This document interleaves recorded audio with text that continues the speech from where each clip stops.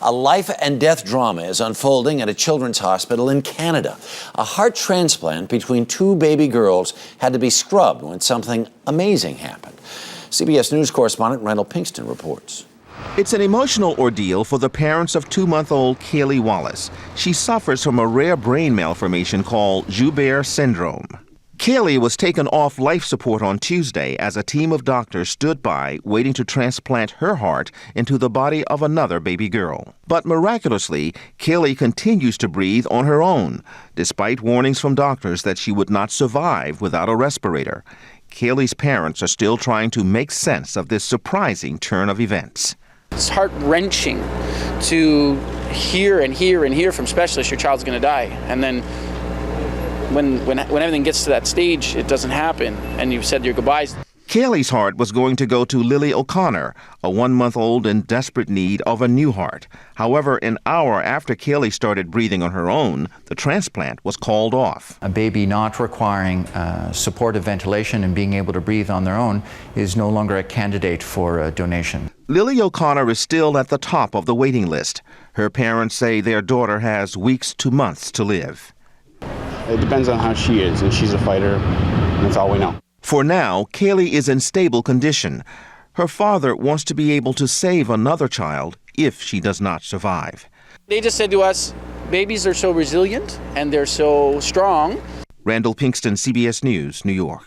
And joining us now, early show medical correspondent Dr. Jennifer Ashton. Good morning. Good morning, Harry. Explain this Joubert syndrome disease. It's a very rare disorder, Harry, and it represents an underdevelopment of a part in the brain known as the cerebellum.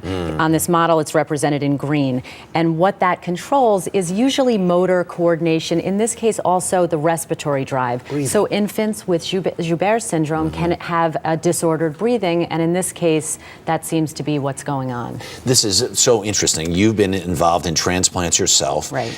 This is controversial, especially hard for us to understand, because in Canada, these people said, we're going to give this baby's heart to this specific child. It's not done that way. Correct. In this country, it's a little different than in Canada. We have an organization known as UNOS here. So directed organ donation really does not and cannot occur in this country for the protection ethically and morally of both the donor and the recipient. So when someone goes to the top of a transplant waiting list, it really is done objectively, in a lot of cases anonymously, and the donor and the recipient are often blinded to each other's identity. Yeah. As an obstetrician, you delivered more than 1,000 babies.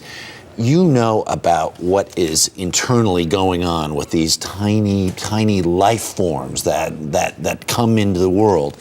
How is it possible that this little girl goes off the ventilator and continues to live?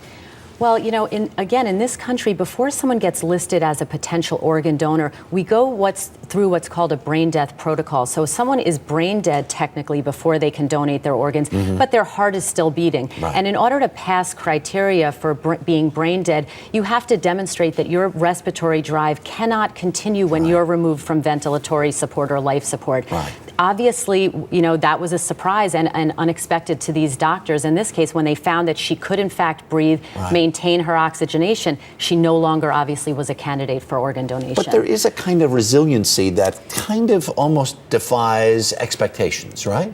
Correct. And, you know, there are surprises in modern day medicine all the time. I think what we're seeing here, what has to be underscored, organ donation is obviously incredibly important. In this case, with pediatric hearts, less than 400 are done in this country a year because luckily there aren't that many small baby donors. So this is a mixed bag here for both the recipient and the donor. It's a difficult emotional situation. Yeah, thank you so much for your perspective. You bet, Harry. Really appreciate it.